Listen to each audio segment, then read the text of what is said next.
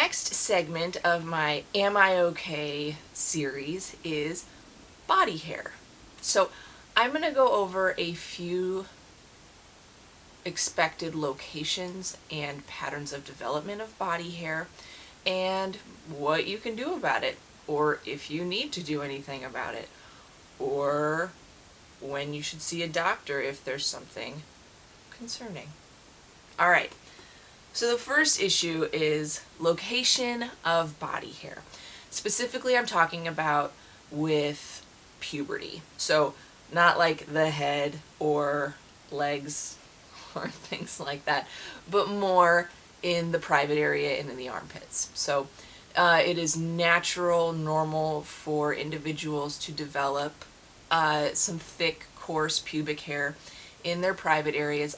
For those with female body parts, on the what we call suprapubic mound, so the skin triangle essentially in front of the vulva area. So in the private area, and for many individuals it does extend onto the inner thighs.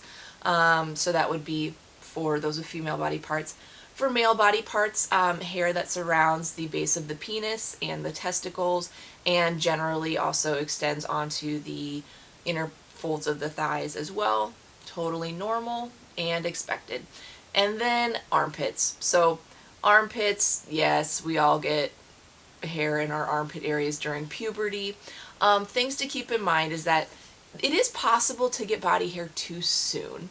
And you're probably not watching this video if that's you, but it would be under 8 for those with female body parts and under 9 for those with male body parts. So if you are a parent, or if you know someone whose kid has early pubic hair development, that'd be worth talking to a doctor about. Now, it's also possible to not develop body hair until a little bit later. And realistically speaking, we want to, when you're concerned about delayed body hair, you want to take it in the context of all of puberty. So there are a few different processes that mediate puberty. One of them is more the hormonal elements that run either periods, breast development, or penis and testicle growth. And then the other one is the body hair, body odor pathway.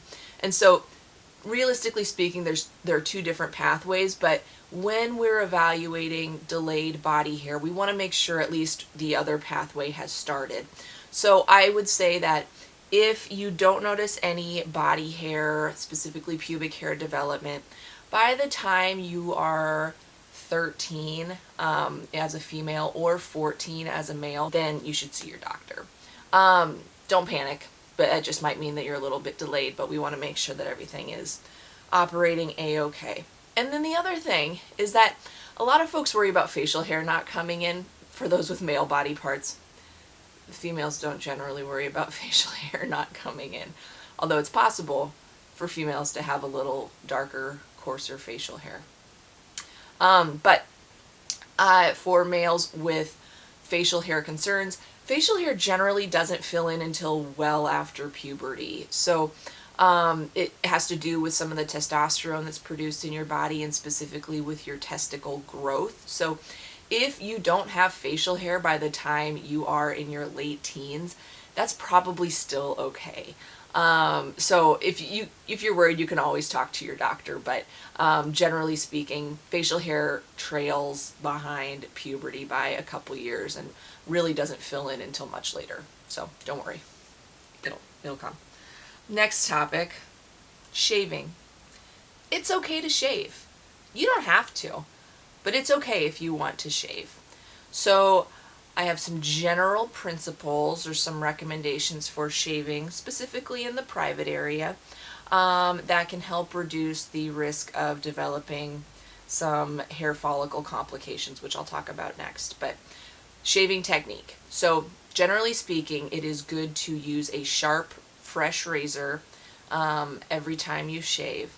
You want to use a soap or a shaving gel or something that can just serve as a gentle, soothing surface when you're dragging a sharp razor across your skin. So some folks recommend like hair conditioner, but just making sure that you have a nice protective layer of some sort of soap over your skin before you drag that razor across it will help.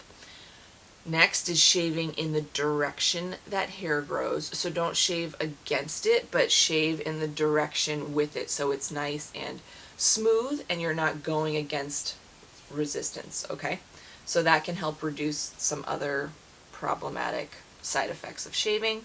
And then lastly, moisturizing afterwards. So again, when you take a sharp blade across your skin, you are peeling up a lot of the good oils that live on your skin, and so you really want to replenish that moisture after you've shaved. So put on a nice gentle unscented moisturizer after you've shaved down there. So those are general principles of good shaving technique.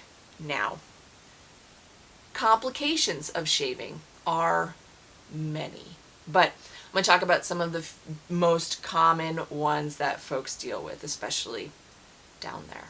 First of all, razor burn. Razor burn is going to be pinpoint redness at the base of your hair follicles. So when you shave off that hair, you get red dots where that hair was. It can be itchy, it can be irritated, sometimes a little bit painful. And some people are just more prone to razor burn than others. But if you follow the appropriate shaving techniques and you still get razor burn, something that you can do is a couple times a day you can apply a topical low dose, so a hydrocortisone 1% or so, a topical steroid cream that you can buy at a drugstore, grocery store, should be available anywhere, so not a prescription strength, just a very low dose steroid. You can do that a couple times a day for a couple of days, and that should help some of that redness, itching, and irritation, okay? The other thing that is super common with shaving is ingrown hairs. Now, like razor burn, some people are just more prone to ingrown hairs than others. And what that's going to look like is basically redness, sensitivity, like a mound or like a pimple or pustule at the hair follicle, so one of the hair follicles that you've shaved. And what it means is that the hair is growing underneath the skin, and it can be painful. You can have some discharge that makes it look like it's infected. So what you want to do is think about the process. So there is a hair follicle that's growing into your skin rather than out through the hair follicle hole. What you want to do is help soften the skin so that that hair follicle can break through rather than continue to grow into your skin and cause that pain and local inflammation and irritation. So the way you do that is you kind of soak the skin and soften it until that hair follicle is allowed to break through, okay?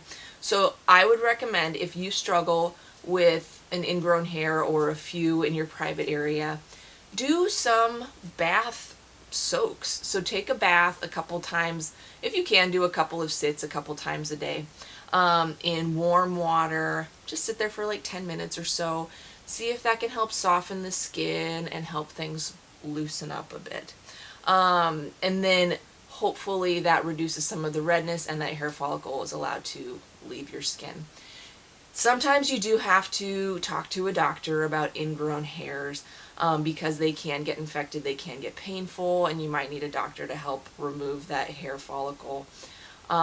So if you're concerned about any lesion in your private area that is super painful, has pus, redness, and you're not able to sort of treat it at home with sitting in a warm bath, talk to your doctor.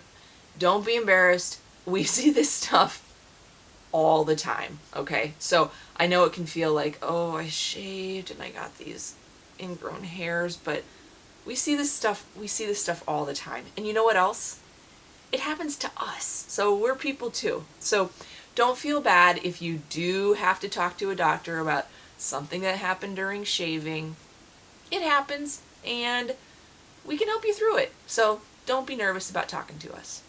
So that is the basic Am I Okay body hair edition. And remember, if you have a question for Ask Dr. T, you can either respond in this video or submit through my website, askdrt.net.